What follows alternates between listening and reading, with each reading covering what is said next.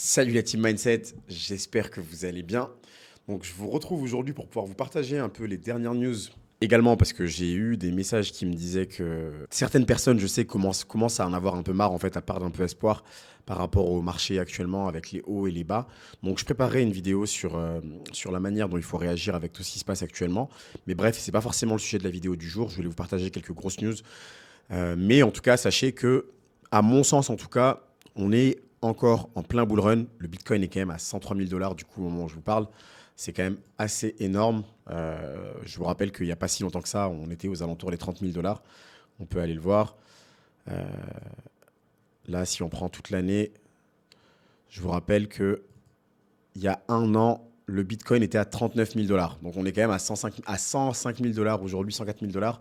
Mais malgré ça, du coup, on a pas mal de gens qui sont dans un état d'esprit où ils en ont marre, ça baisse, ça monte, etc. Ils ont l'impression que le bull run est fini. Moi, je ne pense pas, en tout cas. Donc voilà, ça c'est la petite aparté. Mais bref, tout ça pour vous dire surtout qu'on est en bull run et qu'à mon avis, il va être complètement dingue.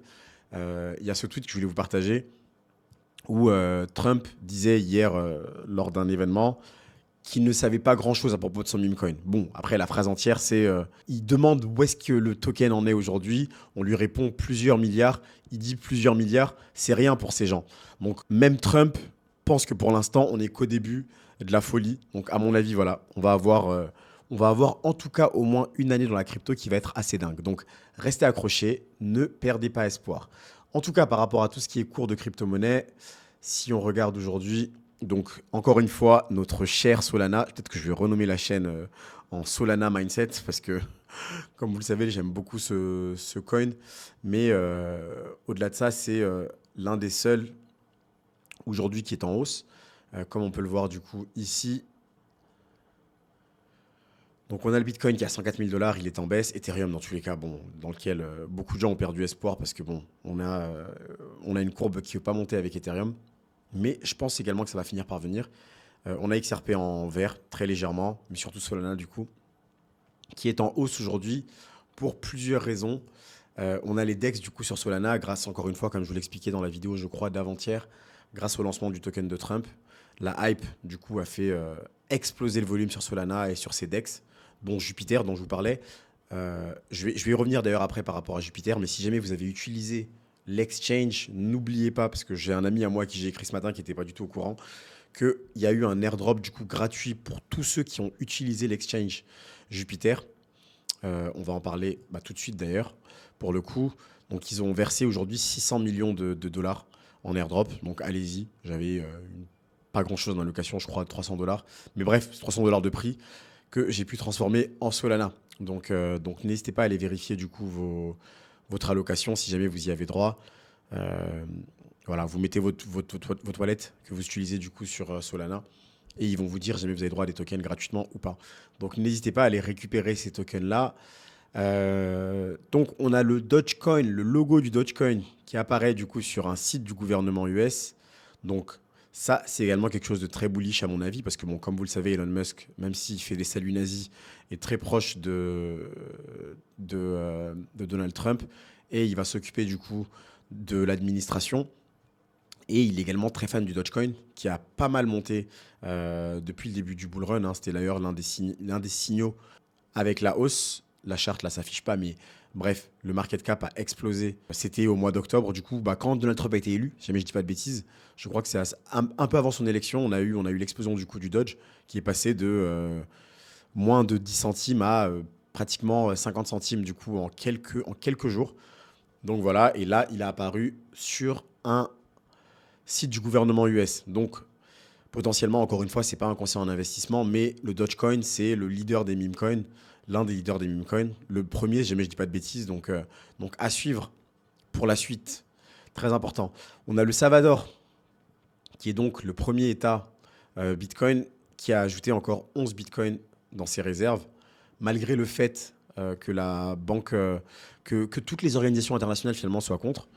Eux, ils continuent à y croire et pour l'instant, ça leur a vraiment, vraiment servi pas mal. Donc voilà, donc ça, c'est plutôt une bonne nouvelle parce que d'ailleurs, le siège de Tether également s'est installé au Salvador aujourd'hui. Tether qui est l'émetteur de l'USDT. qui est le plus gros stablecoin qui existe. Un stablecoin, je le rappelle, parce que je sais qu'il y a quand même pas mal de débutants dans la communauté chez Entrepreneur Mindset. Un stablecoin, du coup, c'est un token qui a pour objectif de traquer une devise, donc notamment l'USDT. Son objectif, c'est de toujours rester à 1 dollar, d'avoir la parité avec le dollar, simplement. Donc voilà, donc Tether vient de s'installer au Salvador. Donc ça, c'est plutôt quelque chose qui est assez bullish.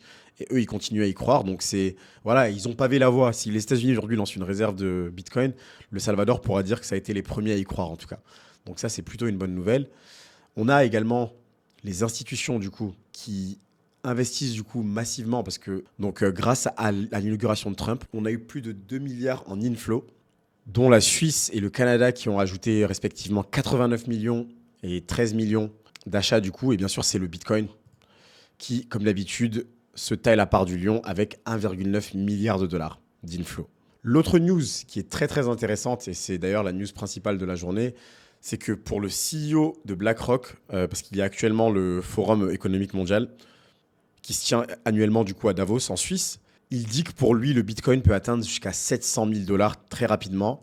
En fait, tout simplement, car il discute, bien sûr, vu sa position avec pas mal de hedge funds, qui maintenant commencent à se poser la question, pour pouvoir se protéger contre l'inflation, à investir du coup une part de leurs réserves en Bitcoin. Et la question qu'ils se posent aujourd'hui, alors qu'avant c'était impossible pour eux même d'y penser, c'est est-ce qu'on devrait mettre 2 ou 5% d'allocation dans les fonds? Et donc pour le CEO de BlackRock, si jamais tout le monde se pose la question, le Bitcoin va rapidement atteindre 500 000, 600 000, voire 700 000 dollars.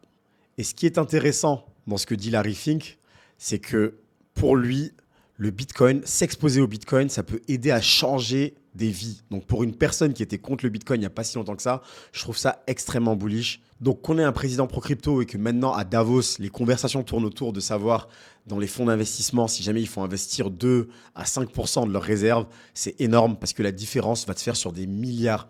Et pour finir, on a MicroStrategy qui a acquis 11 000 Bitcoins de plus pour 1,1 milliard et il possède aujourd'hui 461 000 Bitcoins. Donc pour ceux qui ne le savent pas, MicroStrategy vend massivement des actions pour pouvoir acheter du Bitcoin. C'est une stratégie un peu à double tranchant, dans le sens où tant que ça monte, ça sera très bien, mais il faudra vraiment suivre ça de très très près d'ici la fin du bull run, parce que ça peut se retourner contre eux. Donc voilà pour les news importantes aujourd'hui. Dites-moi ce que vous en pensez. Est-ce que pour vous, Bitcoin, d'ici la fin du bull run, pourra atteindre même 200 000 dollars? Et à partir de quand est-ce que vous pensez qu'on pourrait atteindre les 700 000 dollars comme l'indique Larry Fink? D'ici là, prenez soin de vous. Bons investissements à tous. Peace.